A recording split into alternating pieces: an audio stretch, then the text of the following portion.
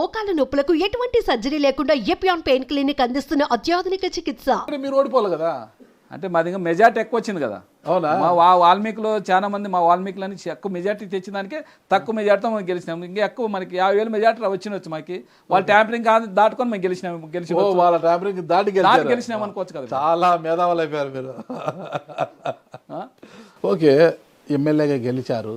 గెలిచిన వెంటనే వారం రోజులకు అనుకుంటా అయితే గుంటకల్లో సాయి కృష్ణ నరసింహం ఆడక మీ అనుచరుడు ప్రధాన అనుచరుడు కూర్చోయింటే అతని మీద ముసుగులు వేసుకొని వచ్చి మరి అతని మీద దాడి చేసిపోయారు కదా. ఎవరు చేశారంటారు? అది ఎవరు చేస్తారు? గుమ్మనూరు నారాయణే కదా. అవునా? మళ్ళా ఆయన చెప్పినాడు కదా, మన హాస్పిటల్కి పోతే చెప్పినాడు కదా, మన శేఖర్ అనే మన దోల్తాం శేఖర్ ఎవరు అంటే మీడియా గెలిచినాడు కదా. ఆయన నారాయణ గారే నన్ను కొట్టించినది. కొట్టాల్సిన దాడి చేయాల్సినంత అవసరం ఎవరి మీద కోపం? మీ మీద కోపమా అతని మీద కోపమా? ఎందుకో మళ్ళీ ఆయనకి తెలాలి, కొట్టించిన ఆయనకి తెలాలి. ఎప్పుడు 15 నుంచి ఆయన దగ్గర ఉన్నారు. అంత రౌడీయా? 15 నుంచి ఆ శేఖర్ అనే వ్యక్తి వాళ్ళ దగ్గర ఉన్నారు. మంత్రి 19 నుంచి 24 వరకు వాళ్ళ దగ్గరే ఉన్నారు. ఆ పిల్లోడు అక్కడే వాళ్ళ దగ్గర ఆయన నారాయణ గారు వెనకే ఉన్నాడు. వాళ్ళు ఏమైందంటే ఇప్పుడు వాళ్ళు గుంటకల్లో ఆంధ్రప్రదేశ్ డిస్ట్రిక్ట్లో టీడీపీకి పోయినారు. వీళ్ళు ఇప్పుడు మనసు చంపుకొని ఎవరైనా పార్టీ మారమంటే ఎందుకు మారుతారు? వాళ్ళు మారము వైఎస్ఆర్ పార్టీ మాది, మేము పార్టీలో పనిచేసాము, మీరు అక్కడ పోయినారు కాబట్టి మీరు ఇక్కడ కానీ లేరు, మేము ఇక్కడే ఉంటాము.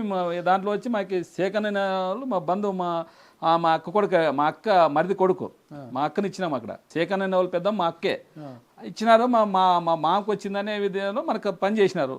ఆ పని చేసిన దానికి వాళ్ళు దానికి కొట్టించే ధర్మం ఏమన్నా ఉంది? ఆయన నారాయణనికే దీన్ని 5 ఏళ్ళు ఆయనకే దీన్ని, ఆయన కార్యకర్త ఆయనకే కేసు పెట్టారు. మీరు కేసు పెట్టినాం కదా. ఏమైంది కేసు? మళ్ళీ కేసు రిమాండ్కి పంపిస్తుంది కదా. ఆడ కర్నూలు ఎస్పీ మేడంకి ఫోన్ చేసినా నేను. ఈ కర్నూలు ఎస్పీ గారికి చేసినాను, ఆంధ్రప్రదేశ్ ఎస్పీ గారికి చేసినాను. ఎందుకనే వాళ్ళ మీద కేసు పెట్టినాను. ఒక రోజులోనే వాళ్ళ ముసుగులన్నీ తీసేసేటట్లేదు. ఎక్కడ సీసీ కెమెరాలు తీసి వాళ్ళు మొత్తం రిమాండ్కి పంపించదు కదా వాళ్ళు. ఓకే, ఆ తర్వాత దాడి చేసిన తర్వాత వాహనాలపైన కూడా దాడి చేశారు, ధ్వంసం చేశారు కదా మీ వర్గీయులవి గుంతకల్లోనే. అది ఎవరు చేశారు మళ్ళా? అది అంటే మనకి ఇదైతే ఆయన చేపించినాడు, అది ఎవరు చేసినా మనకి తెలుకున్న మాట్లాడేది ఏంటి అసలు మీ మీద విరూపాక్ష గారి మీద ఎందుకో మళ్ళీ ఆయనకి తెలాల. ఆయన మీద అయితే నాకు ఇప్పటికైనా పగలేదు. ఆయన గుమ్మను చేరాం మీద ఆయన ఎందుకో మన నా మీద ఎంత పగ మామాళ్ళు. ఆయన ఇప్పుడు ఈ రోజు నేను నోటి చెప్తాను, ఈ రోజు ఆయన ఆలూరులో జగన్మోహన్ రెడ్డి గారు టికెట్ ఇవ్వకున్న దానికే ఈ రోజు మళ్ళీ గుంటకల్లు తెచ్చుకొని ఎమ్మెల్యేకి గెలిచినావు. ఈ రోజు నువ్వు అదృష్టవంతులు అనాలి ఇప్పుడు.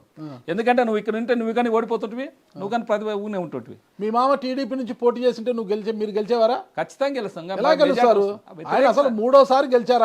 ఆయన సీనియర్ మీకన్నా రాజకీయాలతో అవకాశం పట్టాడు. ఆయన ఇదే పెట్టుకోవచ్చు, ఇదే తీసుకోవచ్చు. ఆయన టికెట్ ఇవ్వలేదు ఇక్కడ, ఎందుకు తీసుకొచ్చుకోవచ్చు కదా. నేను ఆలూరులోనే ఉంటాను, నాకు ఆలూరు సంబంధంలో తెచ్చి పెట్టుకొని పెట్టచ్చు కదా. మనం వద్దండి మీద 2029లో మీ మామకు టికెట్ వచ్చి మీ మామ మీద గెలుస్తారు. ఎవరు మామే కాదు, ఎవరైనా కానీ మేము వైసీపీ తరఫు మేము పోటీ చేస్తాం. గెలుస్తాం ఎవరైనా కానీ. జయరామ్ గారు మీ ప్రత్యర్థి అయితే గెలవగలరా? డిపాజిట్ వస్తుందా మీకు? ఎవరైనా కాదు, చంద్రబాబు నాయుడు వచ్చినా ఆలూరులో మేమే గెలుస్తాం, వైసీపీ గెలుస్తుంది. అవునా? అంత బలంగా చెప్తున్నారు. అంతే, మళ్ళీ వైసీపీ బలం అంతే. వైసీపీ బలం కానీ విరూపాక్ష గారు బలం. ఇప్పుడు కాంగ్రెస్ 3 సార్లు గెలిచింది, వైసీపీ 3 సార్లు, 6 సార్లు 30 సంవత్సరాలు ఆలూరు అంటే వైఎస్ఆర్ కాంగ్రెస్ అంతే. ఎన్నికల సమయంలో మీరు మీ మామ పెద్ద ఎత్తున విమర్శలు చేసుకున్నారు కదా బాబా, చాలా వాడి వేడిగా విమర్శలు. ఇప్పుడు అంతా ఏం చల్లారిపోయింది, అంతా ఏమన్నా మళ్ళీ లోపల ఏమన్నా మామాలు రాజీ అయ్యారా? వాళ్ళు మేము రాజీ అయినా వాళ్ళు రాజీ గారు. ఎందుకు? వాళ్ళకి అంతే నా సరిగ్గా ఎమ్మెల్యే గెలిచినాడు అనే బాధ ఆయనకి అంతే. దాంట్లో తప్పేముంది? ప్రజలు ఏమో ఆయనకే తెల్లాల, ఆయనకే తెల్లాల. ఇప్పుడు ఆయన నాకు ఇచ్చిన దానికే గుంటకలకి ఇచ్చిన పోయినా నువ్వు గెలిచినావు, అధికారం వచ్చింది, సంతోషపడాలా. ఆయన సంతోషపడలేదు. ఆయన మనకు అంత బాధ ఏమో నాకు అర్థం కదా ఆయన బాధ. ఆలూరు ఒక కేంద్ర బిందువు అవుతుంది అందరికీ కూడా. రాంపురం సోదరులు కూడా మంత్రాలయం, ఆదోని, ఆలూరు, గుంతకల్లు లైన్ చేసుకోవాలని చూస్తున్నారు. ఓకేనా? గుమ్మనూరు సోదరులు వచ్చేసి గుంతకల్లు, ఆలూరు, బళ్ళారి, కర్ణాటకలో మోక, ఈ 4 ఇట్లా లైన్ చేసుకోవాలని చూస్తున్నారు అనమాట. ఎవరికి వారు లైన్ చేసుకోవాలి. అందరూ కూడా ఆలూరుని కేంద్ర బిందువు చేస్తున్నారు. ఎందుకంటారు? అంటే సెంటర్ కదా, కర్ణాటకకి అంత సెంటర్ బార్డర్. ఏమి అటు ఇటుగా ఏం చేసుకోవాలని ఆడే చేసుకోవచ్చు అనే కదా సెంటర్ కదా. అన్ని దిగుమతులు ఎగుమతులు అన్ని ఇక్కడే ఉంటాయి కదా. కర్ణాటక లాస్ట్ బార్డర్ ఇది. ఏదన్నా చేసుకో. ఇప్పుడు మోక ఆయనే కదా, ఇప్పుడు నాగేంద్ర కదా ఎమ్మెల్యే. అవును మంత్రిగా ఉండి మళ్ళీ రాజీనామా చేసి ఇప్పుడు ఎమ్మెల్యేగా ఉన్నాడు. ఎమ్మెల్యేగా వాళ్ళ బ్రదరే. అదే మోక, బళ్ళారి, ఆలూరు, గుంతకల్ వాళ్ళ లైన్ చేసుకోవాలని చూస్తే రాంపురం సోదరులు ఇట్లా లైన్ చేసుకోవాలని చూస్తున్నారు. రాంపురం సోదరు ఎప్పుడు ఆలూరు అడగలేదు, ఎప్పుడు అడగలేరు వాళ్ళు. అప్పుడు అడగలేదు వాళ్ళు. అంటే ఏం అడగలేదు, మిమ్మల్ని ప్రోత్సహించి మిమ్మల్ని ముందర పెట్టారు కదా వాళ్ళ మనిషిగా. ప్రోత్సహించి అంటే అది అన్ని అబద్ధం. వ్యక్తిగతంగా వాళ్ళకి మన పరిచయం అంతేగాని ఈ రాజకీయంగా అంటే వాళ్ళు ఎప్పుడు మనకి ప్రోత్సాహం చేయలేదు. వాళ్ళని అనకూడదు. వాళ్ళు చాలా సార్లు అన్నాడు ఆయన గుమ్మనూరు జయరాం గారు, వాళ్ళే మన రాంపూర్ సోదరులే సపోర్ట్ అని చెప్పినారు. కానీ అయినా ఆయనకు ఒకసారి పూర్ణంగా చేసి చెప్పినారు వాళ్ళు. ఇప్పుడు ఆలూరు ఎమ్మెల్యే విరూపాక్షి గారు, కానీ అనధికార ఎమ్మెల్యే గుమ్మనూరు జయరాం గారు అంటున్నారు కదా, ఆయన ఎప్పుడు గుంతకల్ కన్నా ఎక్కువ ఇక్కడే ఉంటారు కదా, ఆలూరులోనే ఉండి రాజకీయాలు చేస్తున్నారు. మా పార్టీ కదా, టీడీపీ పార్టీ, మేమే ఎట్లనే ఎక్కువ వాళ్ళ ఇన్ఛార్జ్ వాళ్ళకి తెలియదు, మాకేం సంబంధం. మీ పవర్ ఏమన్నా కొనసాగుతుందో ఇక్కడ? మా పవర్ అంటే మేము ఇప్పుడు మీకు తెలుసు అప్పుడే ఎంత అరాచీలు చేస్తున్నారు టీడీపీ వాళ్ళు.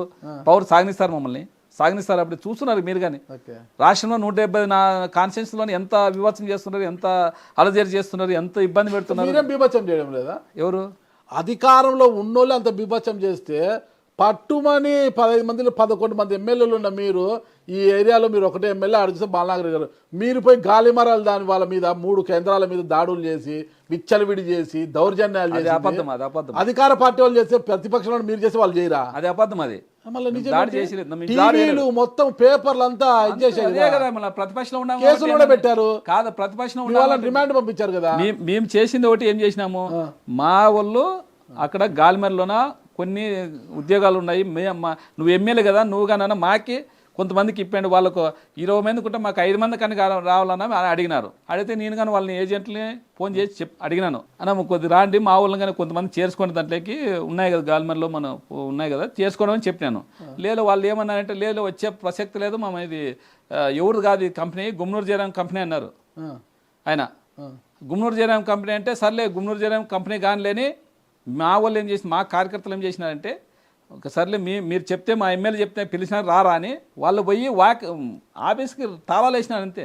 ఆఫీస్కి తాళాలు వేయడం కూడా విధులకు ఆటంకం కలిగించడం ట్రెస్ పాస్ అవుతుంది కదా. అది విధులకి ఏం కాదు, విధులకి ఏమవుతుంది, తాళాలు వేస్తే వాళ్ళు ఎట్లా వర్క్ చేసుకుంటారు? ఓ రోజు చేసి ఏమైనా మొత్తం మునిగిపోతాయా? ఎందుకు చేయాలా? మీరు ఏజెంట్ రావాలి కదా, మా కార్యకర్తలు వాళ్ళ కార్యకర్తలు పోయి వేసినారు, మా వాళ్ళు మేము కాదు పోలేదు, కార్యకర్తలే. మీ వాళ్ళకు ఉద్యోగాలు లేకపోతే దాడులు అన్ని పగలు కొట్టేశారు. మీరే అంటున్నారు కదా గుమ్మనూరు జయరాం గారు గుంటకల్ ఎమ్మెల్యే, మళ్ళీ ఆయన వర్గీయులు మొత్తం మీరు పని చేసి ఎట్లా ఒప్పుకుంటాం? మేము ఎట్లా ఒప్పుకునేది? మా కార్యకర్తలు ఉన్నారు కదా, మేము మాకు అధికారంలో ఉన్నారు, ఏమని చేస్తారు? వాళ్ళ గుంటకల్లో చేసుకోవాలి కదా ఆయన. ఇక్కడ కూడా అధికారం వాళ్ళదే కదా, వాళ్ళదే ఎమ్మెల్యే కదా ఇక్కడ. కనీసం మేము 20 మందిలో 15 మంది వాళ్ళు పెట్టుకుని 5 మంది మా వాళ్ళకి ఇమ్మన్నాం కదా. ఇప్పుడు మీరు ఒక పోలీస్ స్టేషన్కో ఒక ఎంఆర్ ఆఫీస్కో ఎంపీడీ ఆఫీస్కో ఫోన్ చేస్తే మీరు చేసిన మీ తర్వాత వీరభద్రగౌడ్ గారు కావచ్చు, గుమ్మనూరు జయరాం గారు ఫోన్ చేసి ఎవరి మాట ఎక్కువ చెల్లుతుంది? అధికారంలో వాళ్ళ మాట చెల్లుతుంది, మరి వాళ్ళ మాట చెల్లుతుంది కదా. వాళ్ళ మాట చెల్లుతుంది కదా, వాళ్ళు పోయినారు అక్కడికి. మరి మీరెందుకు పోయినారు దాడులు చేసేకి? భయం లేదా అధికార పార్టీ వాళ్ళు మన మీద కేసులు పెడతారనేసి? దాడి చేసే పోలేము. దాడి చేశారు కదా. దాడి చేయలేదు, అది చేసింది ఎవరు? టీవీలను చూపించాయి కదా, మొత్తం పగలు కొట్టి. దాడి చేసింది ఎవరు? గుమ్మనూరు నారాయణ. ఆయన ఎందుకు చేస్తాడు? మళ్ళీ వాళ్ళదే కదా కంపెనీ, అది వాళ్ళ కంపెనీలో ఆయనే దాడులు చేసుకుంటారు. మళ్ళీ మా మీద కేసులు పెట్టేకి. ఓకే, ఇప్పుడు అది మా వాళ్ళు కేవలం తాళాలు వేసినారు, దానికి పోయి తాళాలు వేసింటే ఈయన పోయి వెనుక నుంచి పోయి మొత్తం ఆడ ఫర్నిచర్ను ల్యాప్టాప్లు మొత్తం చైర్లు గీరు అన్ని మొత్తం పలుకొట్టింది ఆయనే కదా, నారాయణ కదా. నారాయణ చేసి వీడియోలు తీసి అంతవరకు ఏమో తీసారా? ఆ వీడియోలు వాళ్ళు తీసినారు కదా. మీరు తీసి మళ్ళీ చట్టానికి సమర్పించవచ్చు కదా పోలీసులకు. మా వాళ్ళు పైన వెళ్ళిపోయినారు, మా వాళ్ళు లేరు కదా అప్పుడు ఆడ. తాళాలు వేసినా మా ఎమ్మెల్యేతో మాట్లాడమని చెప్పారు. గుమ్మనూరు నారాయణ అన్ని పాల్గొడితే మీ వాళ్ళు ఎందుకు రిమాండ్కి పంపించారు అరెస్ట్ చేసి? అదే ప్రతిపక్షం ఉంది అని దానికి కదా. తాళాలు వేసేకి ఏమనంటే స్టేషన్ బెయిల్ ఇస్తారు, కేసు పెట్టలే సంతోషం, స్టేషన్ బెయిల్ ఇస్తారు కదా. వాళ్ళు అవన్నీ చేసి మొత్తం బీభాసం చేసి మన పలగొట్టేసి ల్యాప్టాప్లు కొత్త ల్యాప్టాప్లు వాళ్ళు గోడాడుతున్నారు. ఇప్పుడు అది చేసినానికే గుమ్మనూరు జయరాము అని ఆడ లేదు కదా వాళ్ళ కంపెనీ. ఇప్పుడు ఏజెన్సీ వచ్చింది, కొత్త ఏజెన్సీ వచ్చింది. వాళ్ళు ఇప్పుడు అక్కడ వాళ్ళకి 3,000 రూపాయలు శాలరీ కానీ పెంచినారు వాళ్ళు, కొత్త ఏజెన్సీ వచ్చి. ఇప్పుడు నా నుంచి లాభమే కదా, ఇప్పుడు మా ఎమ్మెల్యే నుంచి లాభమే కదా వాళ్ళు అనుకుంటున్నారు. ఇప్పుడు కావాల్సిన మీరు ఒకసారి మీరు కానీ పోదాం అక్కడ పోయి, పోదాం అక్కడ ఖచ్చితంగా పోయి అడుగుదాం అక్కడ. విరూపాక్షి గారికి మంది మార్బలం ఎక్కువ ఉంటుంది. గతంలో కూడా గుమ్మనూరు జయరాం గారికి ఎప్పుడు అవసరమైన మనుషులు పంపించేవారు, అందుకే విరూపాక్షి గారిని డైరెక్ట్గా అటాక్ చేయరు అంటుంటారు, వాస్తవమేనా? మంది మార్బలం అంటే లేదు, కార్యకర్తలు ఉన్నారు అంతా. మేమంతా మండలంలో ఫ్యామిలీ ఉన్నట్ల. ఇప్పుడే కాదు, చాలా ఏళ్ళ నుంచి. ఇప్పుడు మన జైలుపాట సంజయ్ గారు ఉంటారు, మీకు తెలిసి ఉంటుంది, ఆయన ఇప్పుడు లేరు. మేము అప్పటి నుంచి మేము ఈ ఏరూరు అయితేనేమి, దేవులపాట అయితేనేమి, చిప్గిరి అయితేనేమి, ఇవన్నీ గ్రామాలు మేమంతా ఒకటిగా ఉంటాం. ఈ మొత్తం మండలంలోన ఎప్పుడైనా కానీ ఏదైనా కానీ టీడీపీ వాళ్ళే కానీ మేము ఎప్పుడు గొడవ పడలేదు. మేము ఎప్పుడు బాగా ఫ్యామిలీగా ఉంటాము, అందరూ కలిసి ఏదైనా ఉంటే అంత ఒకటే అయిపోతాం మేము. ఇక్కడ గుమ్మనూరు జయరాం గారు గుంతకల్ నువ్వు ఎమ్మెల్యే గెలిచిన ఆలూరుకు వచ్చి ఆధిపత్యం చెలాయిస్తుండడంతో దాన్ని వీరభద్రగౌడ్ గారు టీడీపీ ఇన్ఛార్జిగా ఉన్న వీరభద్రగౌడ్ గారు కూడా జీర్ణించుకోలేక ఆయన మీరు చీకటి ఒప్పందాలు ఉన్నాయి, రాత్రి 10 తర్వాత ఇద్దరు మాట్లాడుకుంటుంటారు ఫోన్లో, ప్రతి అంశం మీద ఇద్దరు చర్చించుకుంటారు, నీకు 60 నాకు 40 అన్నట్లుగా మాట్లాడుకుంటుంటారన్న విమర్శలు ఉన్నాయి బయట. అవన్నీ అబద్ధం. నేను మాల వేసుకున్నాను, ఏ సమ్మాలు వేసుకున్నాను. ఇంతవరకు మీరు కావాల్సి అడగండి మన వీరభద్రగౌడ్ గారు కానీ ఒక్కసారి నేను ఫోన్ చేసినామో అడగండి ఆయనకి. ఒక్కసారి ఫోన్ చేసినామో ఆయనే నేను ఏమో ఒప్పందం కుదుర్చుకున్నామో మీరు కావాల్సి ఆయన అడగండి.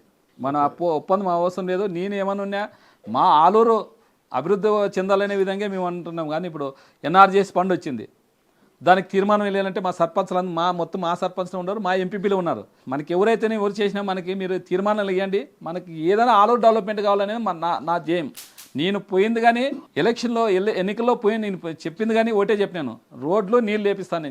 నా జగన్ సార్ కానీ 3 సార్లు నాకు ఇన్ఛార్జ్ ఇచ్చినా 3 సార్లు పోయి కలిసిన 3 సార్లు ఇదే చెప్పినా, సార్ ఆలూరు కాన్స్టిట్యూన్సీ చాలా దరిద్రంగా ఉంది, రోడ్లో అయితేనేమి నీళ్ళు అయితే అస్సలు లేవు, మీరు దయచేసి ఆలూరు మీద మనం గెలిచినాక ఖచ్చితంగా కాన్సన్ట్రేట్ చేసి దాని నిధులు ఇవ్వాలనే అది.